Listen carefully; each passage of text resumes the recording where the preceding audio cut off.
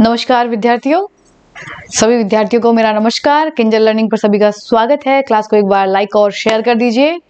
और हम लोगों ने क्लास की थी मिक्स क्वेश्चन की, जैसा कि पेपर आता है फर्स्ट ग्रेड में, उसी का पार्ट 2 आज हम लोग आगे कंटिन्यू करने वाले हैं। ठीक है, तो जल्दी से देखिए क्लास पे क्वेश्चंस को और आंसर दीजिए, कितने सही आंसर आप लोग देते हैं। पहले एक बार लाइक और शेयर कर दीजिए। ओके, चलिए शुरू करें क्लास को। पहला क्वेश्चन देखिए आप लोग स्क्रीन के ऊपर, जल्दी से फटाफट से।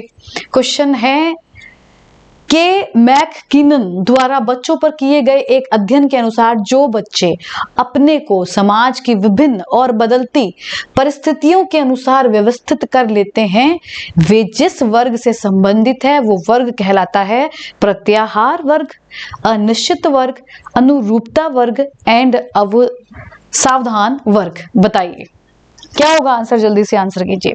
मतलब वो अपने आप को जैसे समाज है उन्हीं के अकॉर्डिंग बदलते जाते हैं। ठीक है, तो उसको आप क्या कहोगे, आंसर कीजिए। ए, बी, सी और डी में से भाई नाम से ही पता चल रहा है कि भाई अनुरूपता वर्ग आएगा। क्या आएगा? अनुरूपता वर्ग। नेक्स्ट देखिए, निम्न में से कौन सा नकारात्मक संवेग है? आनंद, चिंता, आशा, उपलब्धि। जी बताइए। आनंद, चिंता, आशा, उपलब्धि, इसमें से नकारात्मक संवेग कौन सा दिखाई दे रहा है? आनंद नकारात्मक है क्या? भाई हम बड़े आनंद में हैं, इसका मतलब नकारात्मक नहीं, ये तो पॉजिटिव बात है। चिंता, हम बड़ी चिंता में हैं। ठीक है, चिंता जो कि चिता समान होती है, तो ये तो नाम से ही पता चल रही है बड़ी ही नकारात्मक है। इसीलिए लाइफ में चिंता तो मत किया करो, ठीक है, चिंतन जरूर किया करो। तो सेकंड में ही मैं ऑप्शन हमारा मिल गया है। आप लोगों ने उत्तर भी दे ही दिया होगा कि बी होगा, आशा। ये तो बहुत अच्छी बात है, जीवन आशाओं पे ही टिका हुआ है, उम्मीदों पे ही टिका हुआ है, तो हमेशा आशावादी पॉजिटिव सोच रखिए। प्रतिष्ठा, उपलब्धि, अचीवमेंट तो सभी को लाइफ में लेने ही चाहिए। हमने एक, भगवान ने एक जिंदगी दी है, तो अपने आप को साबित करो, बड़े बड़े अचीवमेंट हासिल करो, ये सभी चाहते हैं अपनी लाइफ के अंदर। ठीक है, चलिए, तो आंसर रहेगा हमारा चिंता। नेक्स्ट, चलिए नेक्स्ट पे चलते हैं।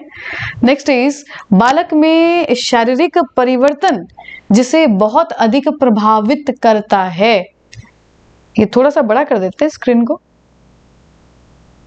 अब बताइए, बालक में शारीरिक परिवर्तन जिसे बहुत अधिक प्रभावित करता है, रुचियां, कार्य, व्यवहार या फिर इन सभी को।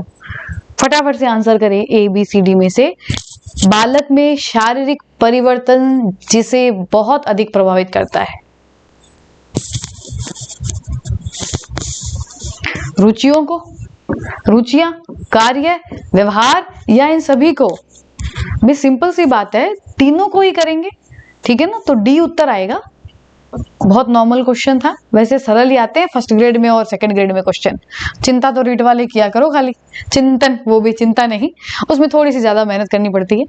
किसी व्यक्ति का अधिगम होता है बचपन तक, किशोर अवस्था तक, प्रौढ़ावस्था तक, जीवन पर्यंत। बताइए आप कब तक सीख सकते हो?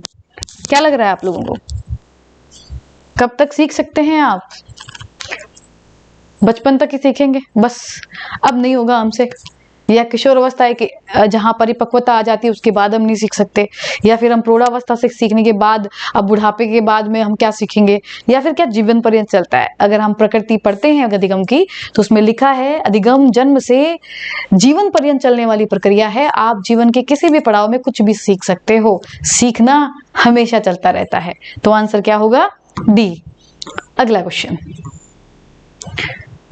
शिक्षा तकनीकी का आविर्भाव जिनसे हुआ, गणित और भौतिकी, भौतिकी और इंजीनियरिंग, इंजीनियरिंग और शिक्षा, शिक्षा और भौतिकी। ये सभी को पता है, जल्दी से बस लॉक करो ए, बी, सी और डी में से।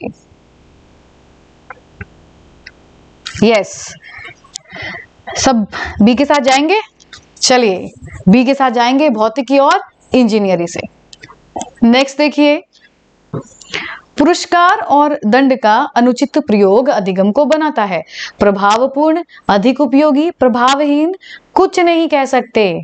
बताओ, अगर आप पुरस्कार बहुत ज्यादा दे रहे हो, दंड और दंड का अनुचित प्रयोग कर रहे हो कि भाई आपको एक अथॉरिटी मिली है दंड देने की, तो आप बस जब मर्जी आए डंडा लगा देते हो, जब मर्जी आए डांट देते हो, ठीक है।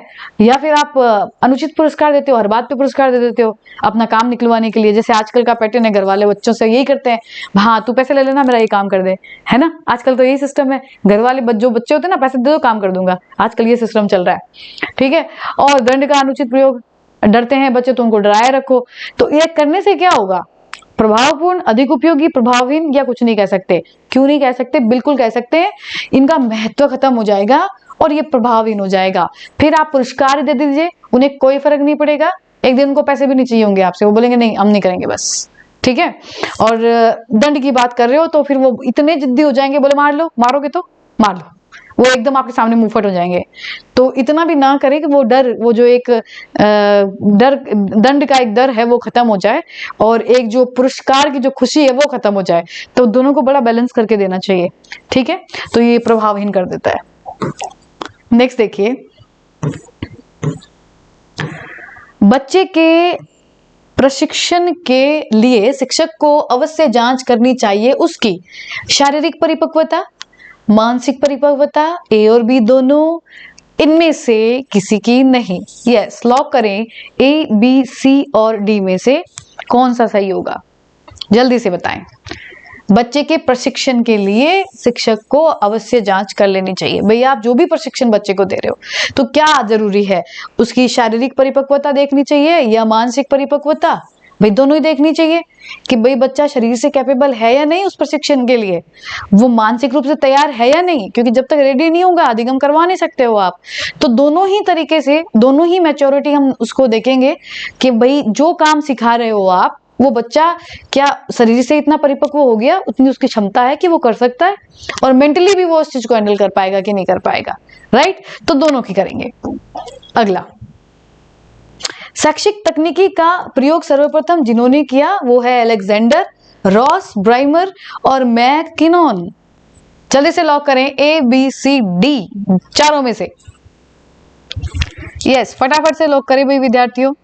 शैक्षिक तकनीकी का सर्वप्रथम प्रयोग अलेक्जेंडर ने किया था, नहीं। रॉस ने किया था, नहीं। मैकिनॉन ने, नहीं। ब्राइमर ने किया था, जी। शैक्षिकी तकनीकी शब्द का जो प्रयोग है सबसे पहले ब्राइमर ने 1967 के अंदर किया था, ठीक है। चलिए आगे बढ़ते हैं। कौन सा कथन दीवा स्वप्न के संदर्भ में सही नहीं है, बताइए। ए, दीवा स्वप्न अपने सामान्य रूप में किशोरों के लिए लाभदायक है, यह कहानियां और कविताएं लिखने में मदद करते हैं, कभी कभी रचनात्मक कार्य में परिणत हो जाते हैं, यह कभी भी हानिकारक नहीं होता है। दीवा स्वप्न, डे ड्रीमिंग, दिन में सपने देखने को लेकर स्टेटमेंट कौन सा सही नहीं है, ध्यान से पढ़ें, उत्तर दीजिए ए, बी, सी और डी में से जो भी आपको सही लग रहा है। देखिए सभी को पता है कि आंसर कौन सा है, डी है। कभी भी हानिकारक नहीं हो सकता, ऐसी बात नहीं है।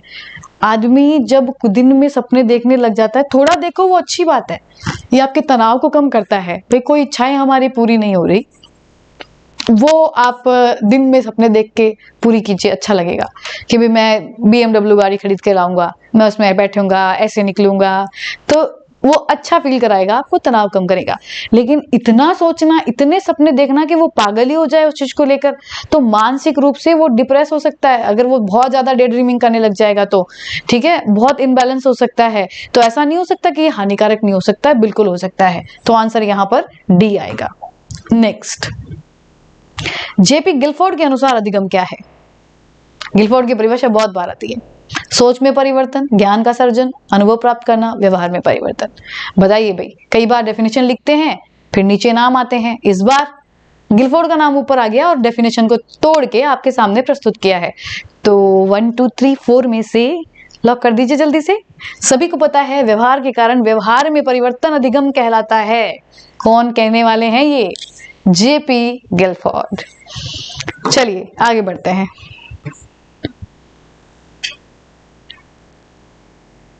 बहुत अच्छा क्वेश्चन है। अग्रिम व्यवस्थापक शिक्षण मॉडल को विद्यार्थियों की संज्ञानात्मक संरचनाओं को सुदृढ़ करने हेतु डिजाइन किया गया है।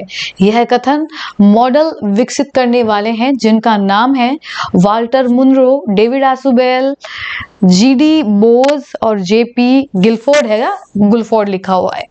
बताइए, अग्रिम व्यवस्थापक शिक्षण मॉडल,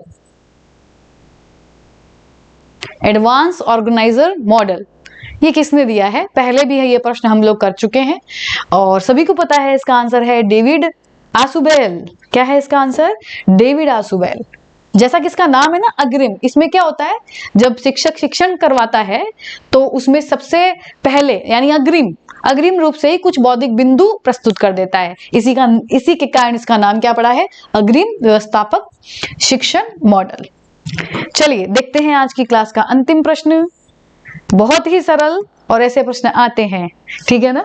चलिए देखिए, बताइए और क्या होगा। जर्मनी के विल्हेम वुंट जाने जाते हैं पहली मनोवैज्ञानिक प्रयोगशाला खोलने के लिए, कंप्यूटर के क्षेत्र में कार्य करने के लिए, सामाजिक विकास का सिद्धांत प्रतिपादित करने के लिए एंड चिन्ह सिद्धांत पर कार्य करने के लिए। विल्हेम वुंट, बताइए, आधुनिक मनोविज्ञान के जनक, ये प्रश्न जो कई बार आप लोग करते हो, ये वही है विलियम वुंट। ये जाने जाते हैं दुनिया के पहले मनोवैज्ञानिक के रूप में क्योंकि इन्होंने पहली मनोवैज्ञानिक प्रयोगशाला बनाई थी लिप्जिंग शहर में। ठीक है, कहाँ पे? लिप्जिंग शहर के अंदर 1879 के अंदर में। ओके, तो पहला उत्तर बिल्कुल सही होगा। ठीक, तो विद्यार्थियों ये था हमारा पार्ट 2। तो प्रश्नों को रिवाइज करते रहिए, जितना रिवाइज करेंगे आप लोगों के लिए अच्छा रहेगा। और जल्द ही इंपॉर्टेंट क्लास लेकर आएंगे आप लोगों के लिए, कुछ आईसीटी के, कुछ शैक्षिक परिदृश्य की क्लास भी मैं डालूंगी, तो वो क्लास आप लोग अटेंड करते रहिएगा। और परिभाषा वाली क्लास, दोनों क्लासें मिस मत कीजिएगा। आज तक के एग्जाम के अंदर आई हुई सारी परिभाषाएं होगी उसके अंदर में, जो कि आपके लिए बहुत बेनिफिट करेगी। पक्का उसमें से आपके कोई ना कोई परिभाषा जरूर भिड़ेगी और एग्जाम के अंदर रिपीट होगी। ओके, चलो पढ़ते रहिए, मस्त रहिए, तनाव लीजिए मत। ऑल द वेरी बेस्ट, कल फिर मिलते हैं। तब तक के लिए सभी को मेरा नमस्कार, टेक केयर, जय हिंद।